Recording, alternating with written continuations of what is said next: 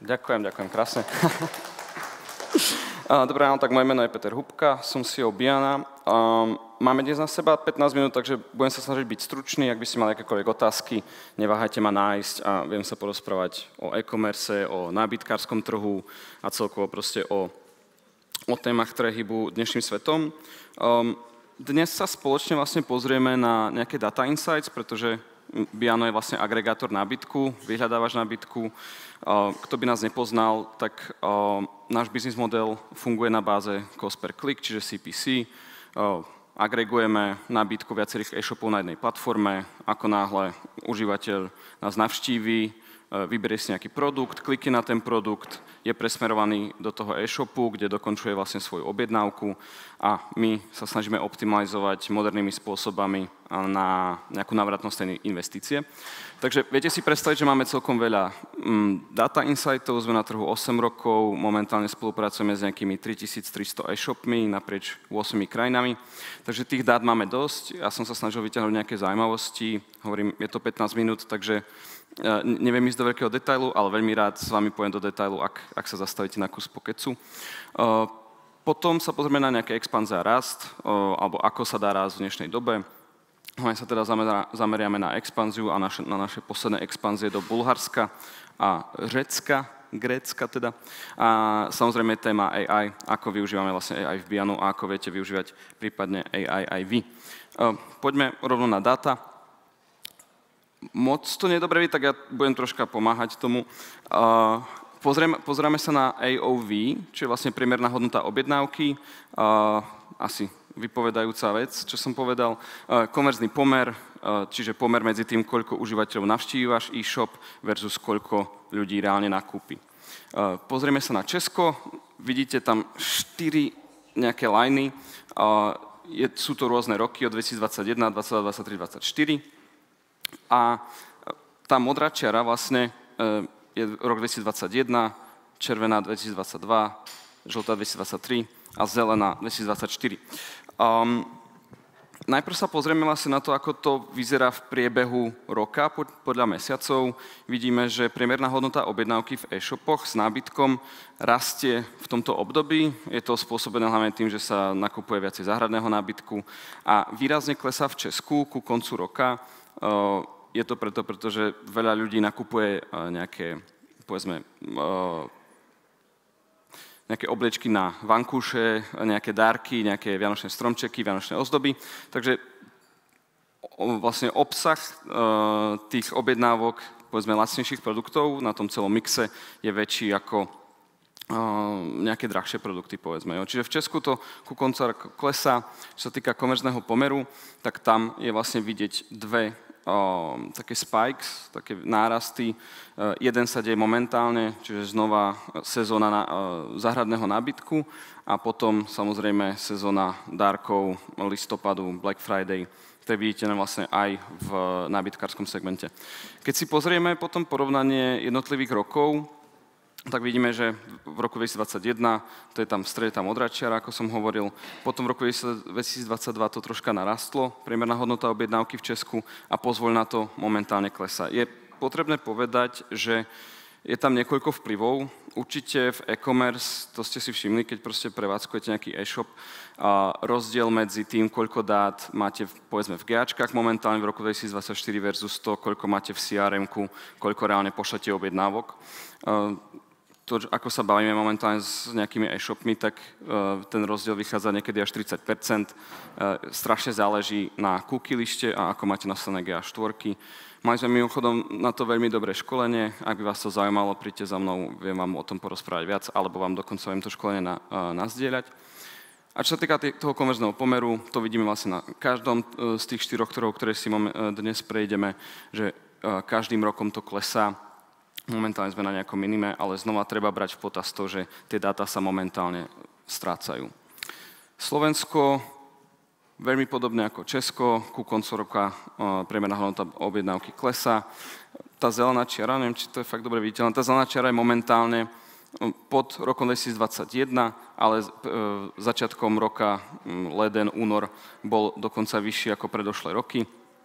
A potom ten konverzný pomer znova má tam dve spajky, ktoré znova zahraný nábytok a objednávky vlastne v rámci Black Friday, tak to ako sezóna stále funguje. Znova, tu poviem trošku inú vec.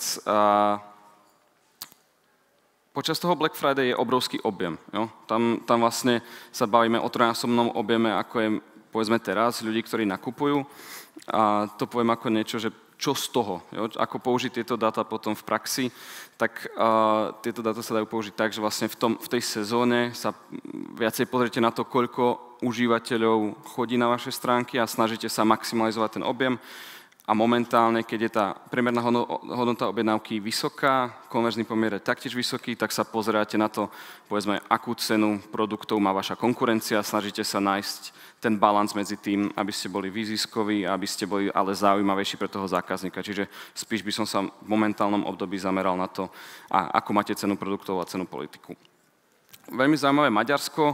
V Maďarsku je vidno, že AOV je najvyššie spomedzi posledných 4 rokov a nie je tam tá trendline, kedy je tam nejaký pozvolený pokles priemernej hodnoty objednávky ku koncu roka, ale konverzný pomer znova, tak ako každý trh, ktorý vidíme, dve spajky a zároveň každým rokom to klesá. Toto vysvetlenie je tam rôzne, nechcem úplne do nejakých makroekonomických analýz tu v rámci tých 15 minút, ale v Maďarsku bola najvyššia inflácia, takže určite to má nejaký efekt a ďalej sa o tom možno porozprávať, ak vy vidíte vo vašich dátach, ak ste aktívni na maďarskom trhu, čo vidíte vy. A Rumunsko z toho vychádza vlastne najlepšie podľa týchto dvoch metrík. Priemerná hodnota objednávky je znova najvyššie. Pre e-shop je to super, pretože vlastne tie revenues vám neklesajú kvôli nejakej priemernej hodnote objednávky. A znova neklesá to ani ku koncu roka, čo je zaujímavé z pohľadu porovnania medzi Českom a Slovenskom. A konverzný pomer sa dokonca nachádza vyššie ako v roku 2023. Samozrejme vidíme tam COVID to bolo úplne ustrelené. Ale Rumunsko vlastne vyzerá spomedzi tých 4 krajín zatím najlepšie. To je také nejaké zhrnutie za mňa. Je vidno aj pokles spotrebiteľskej aktivity. Ja som sa ešte v rýchlosti pozrel aj na štatistický úrad a na náš segment vlastne produktov do domácnosti, tak tam sme oproti roku 2021 minus 15%, plus keď ešte do toho započítame minus 5% nejakých e-commerce vlastne, aká je spotrebiteľská aktivita, plus k tomu ešte stratu dát, tak je to vlastne pravda, čo vidíme momentálne. Pozvoľ nás sa vlastne presunieme ku možnosti rastu. Nie je to iba segment nábytku, ale všade asi, keď sa zamyslíte nad tým, ako môže môj e-shop rásť, tak je to, buď budem s rovnakým produktom expandovať na nové trhy, proste sú tam zákazníci, stačí si po nich ísť. Buď nájdem nový zákaznícky segment, to vidím vlastne stále častejšie momentálne, že e-shopy sa snažia urobiť svoj e-shop intuitívnejší, hlavne v tom nábytkárskom segmente je to troška, povedzme, oproti fashion pozadu, takže som strašne rád, že vidím stále viac a viac e-shopov, že sa zameriava na ten zákaznícky segment mladší, pretože hlavne mladšia generácia je špecifická tým, že pri akomkoľvek zádrhelu nie sú ochotní tolerovať, proste žiaden zádrhel pri objednávke, radšej odídu a nájdu si vlastne ten produkt niekde inde u konkurencie. Takže to je, buď prejdete do ďalšieho zákazníckeho segmentu, alebo si urobíte nový produktový segment. Veľa nábytkárskych vlastne e-shopov sa sústreďuje na záhradný nábytok, to môžem iba potvrdiť. Jednoducho videli sme, že tá sezóna je v kvietnu, takže ak náhodou počúvam nejaký nábytkársky e-shop, ktorý nemá v rámci svojho e-shopu nábytok do záhrady alebo nejaké záhradné kategórie, tak určite odporúčam pridať. A ja sa chcem detail vlastne pozrieť na tú expanziu, pretože podľa mňa je to v momentálnej dobe celkom jednoduché, hlavne z pohľadu toho e-commerceu. Znova Biano je špecifické tým, že my nemáme distribučné centra, neriešime logistiku, pre nás je to oveľa jednoduchšie ako povedzme pre e-shop, ale stejne tú platformu alebo tú elektronickú časť toho biznisu je celkom jednoduché proste preklopiť a lokalizovať do novej krajiny. Nám sa vlastne tento rok podarilo do Bulharska expandovať. Tú platformu samotnú a tú technickú časť sme zvládli spracovať za 3 týždne. To je možno nejaký taký benchmark, ktorý sa nevidí často, takže kudos pre náš technický tím. Mňa dokonca náš vlastný CTO tlačil do toho, že Peter, my nemáme ešte stále človeka síce na sales, ale ja už mám pripravenú platformu, takže makaj. Takže mne sa to podarilo, alebo nás to podarilo za 2 mesiace nahajrovať človeka do Bulharska. Keď iba možno spomeniem, čo sú tam tie vlastne logá, tak to sú veci, ktoré sa dajú momentálne používať. Jo.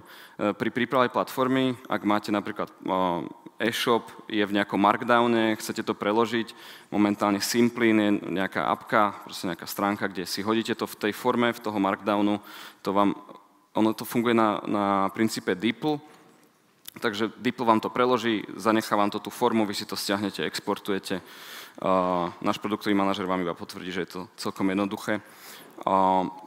Keď sa presuniem iba v rýchlosti ku tomu hiringu, v Bulharsko to bol celkom problém. Išli sme tam hlavne po referencii, takže ak napríklad chcete expandovať do Bulharska, kľudne poďme sa porozprávať o tom, môžem vám dať nejaké referencie na ľudí, lebo cez LinkedIn a takto to bolo celkom peklo hľadať vhodného človeka. A teraz máme človeka, máme platformu a sme ready na expanziu v rámci Biana, tak hlavná vec je sales, pretože nie je to o tom iba nakúpiť užívateľov, my musíme vlastne spojiť obe nádoby, musíme dostať produkty na tú platformu, aby ich užívateľia našli a začali využívať Biano. Takže je to ruka v ruke a tam využívame Hunter.io na hľadanie vhodných kontaktov alebo Apollo. Potom na nejaké CRM-ko využívame HubSpot, LinkedIn a veľmi jednoducho vám už aj ChatGPT v dnešnej dobe vlastne napíše nejaký scraper, ak potrebujete nejaké informácie, som to vyskúšal a je to celkom fajn. A teraz nás čaká to škálovanie. Čo sa týka, povedzme, toto je zatiaľ super, vyzerá to fajn. Mali sme aj expanzie, ktoré sa úplne nevydarili, chceli sme ísť do Brazílie, išli sme nejakou formou, ktorú používame tu v tej strednej Európe, to nám nevyšlo a proste sme sa z toho trhu stiahli v rýchlosti, čiže nie všetko iba super rýchlo a skvelé, ale samozrejme máme za sebou aj nejaké neúspešné expanzie. Tým iba chcem povedať, že fakt tá e-commerce expanzia je jednoduchá momentálne, nebojte sa toho, rád si s vami sa o tom porozprávam, o našich skúsenostiach a je to povedzme z tých jedna z tých jednoduchších stratégií, ako v momentálnej dobe sa dá rásť. Znova nejaký feedback od tých e-shopov, s ktorými sa rozprávame, tak hlavne na tých trhoch. Jo, Česko, Slovensko, je to stagnujúce, spíš to klesá. Podľa Heureky v Q1 sa rástlo 4% v e-commerce, ale to je naprieč celým e-commerceom. V nábytku to úplne tak nebolo. Ale ten Balkán rastie. Čiže vy, ak sa pozriete na Slovinsko, Chorvátsko, Bulharsko, year over year, ak už ste tam boli predtým, bulharský a celý balkánsky trh rastie, čiže je to určite zaujímavé na tú expanziu. Hovorím, v rámci toho AI, a čo nám vlastne dnešná technológia ponúka, je to fakt jednoduché. V rýchlosti mám už iba minútku, takže aké AI tooly v Biano využívame? Viete si predstaviť, že máme kopec feedov, každý má inú formu. Momentálne na našich 8 krajinách spracovávame viac ako 12 miliónov produktov a potrebujeme to nejak rozkategorizovať, čiže máme na to rozpoznávanie obrázkov plus popisov produktov. To si vlastne v textovej a obrazovej forme spojíme a vieme to pekne rozkategorizovať, že na to používame AI. AI chceme používať aj na chatbot a podporu našich e-shopov. Kľudne si vygooglite, ja som tam uvedol, Klarna nahradila 700 pracovníkov na customer supporte. Iba tým, že vlastne implementovala AI chatbota a tá úspešnosť bola veľmi zaujímavá. Chceme to implementovať aj my. Hovorím, podľa mňa to veľmi dobre pomôže aj vám, e-shopom. A potom Biano Button. Je to vlastne na podobnom princípe ako kategorizácia. Vy si to implementujete na váš e-shop a vlastne na jeden klik vám Biano Button nájde podobné produkty vo vašom e-shope. Je to super hlavne na to, keď si zoberiete nejakého užívateľa, máte ho na stránke, klikne na nejaký produkt, ktorý sa mu jakž tak páči, ale nemáte vlastne tú sekciu podobných produktov. Jo. Veľmi jednoducho to vieme implementovať, vlastne udržať užívateľa dlhšie na vašej stránke. Presne ako hodinky, 12 sekúnd ešte. Iba, ak by ste si ma chceli pridať na LinkedIne, tu je QR kód, alebo prípadne, keď sa budeme porozprávať. Ak by ste mali nejaké otázky, tak asi potom, pretože máme skôr